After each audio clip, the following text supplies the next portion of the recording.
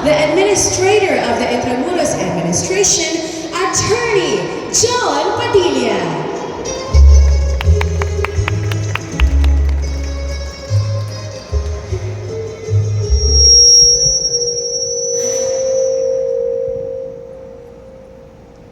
Ms. Kay Tina, President of the Cultural Center of the Philippines. Director Dennis Marasigan, CCP Vice President. Ms. Marilu Magsaysay, President of the Philippine Ballet Theater. Attorney Ria Villanueva Dang, Philippine Ballet Theater Incorporated Board Member. Esteemed representatives from our partner schools and universities, our friends from the media, esteemed guests, ladies and gentlemen, mabuhay and good morning to all. Welcome to Intramuros, the historic heart of Manila. We gather here today with immense pride and excitement as we mark the Intramuros administration's 46th founding anniversary. This month of April, we are celebrating 46 years of the Intramuros administration's dedication to stewardship, preservation, and vibrant promotion of our beloved walled city. In the spirit of this celebration, and as a testament to our unwavering commitment to tourism promotion and development, I am thrilled to formally announce the launch of two landmark initiatives. As mentioned earlier, we will be having our first ever Intramuros Summer Festival. And of course, our newest tourism offering, the Intramuros Passport. The Intramuros Summer Festival, which is set to ignite the historic streets of Intramuros this Saturday, April 26, will be a dynamic and engaging celebration of the very essence of Intramuros. Its rich history, its vibrant culture, and its resilient community. This day-long affair is meticulously designed to deepen our connections with our nation's storied past, while simultaneously embracing the evolving tapestry of Filipino identity through contemporary cultural expressions. More than just a celebration, this festival serves as a vital platform for the Intramuros administration to showcase our programs, projects, and advocacies.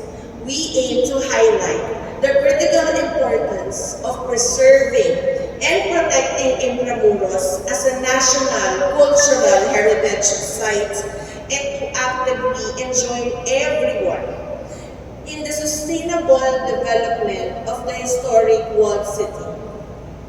Later, you will hear more of the exciting lineup of activities for the Intramuros Summer Fest, and of course, we thank our partner schools, especially the schools in Intramuros, for helping make this summer festival possible. Meanwhile, aside from the Intramuros Summer Fest, we are very excited to launch the Intramuros Passport. Ready na ba kayong maging Intra-Passport holders? This is adding another layer of excitement to our tourism offering. This passport is a super pass that will unlock access to key attractions in Intramuros.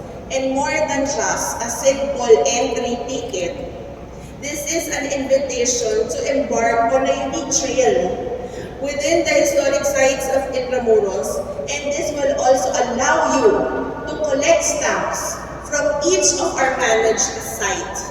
So this will serve as a special token, a special souvenir to remember your experience in Intramuros.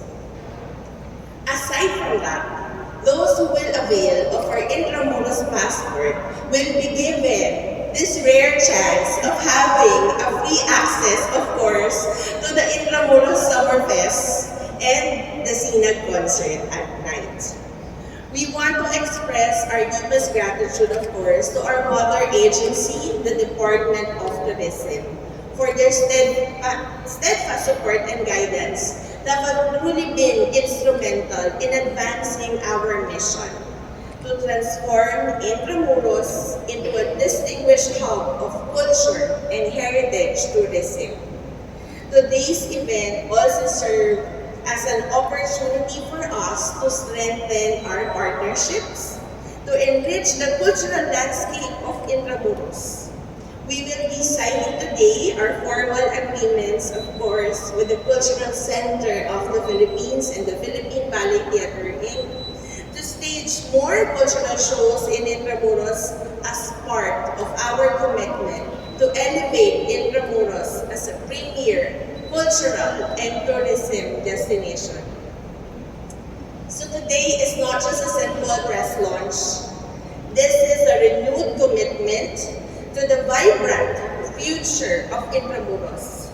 We invite all of you to join us this Saturday, April 26, for the Intramuros Summerfest and to embark on a journey of discovery through the streets of Intramuros and through the use of our Intramuros passport. Together, let us celebrate the enduring legacy and the exciting future of our world city. Maraming salamat po sa inyong lahat. Mabuhay ang Intramuros. Mabuhay ang Pilipinas.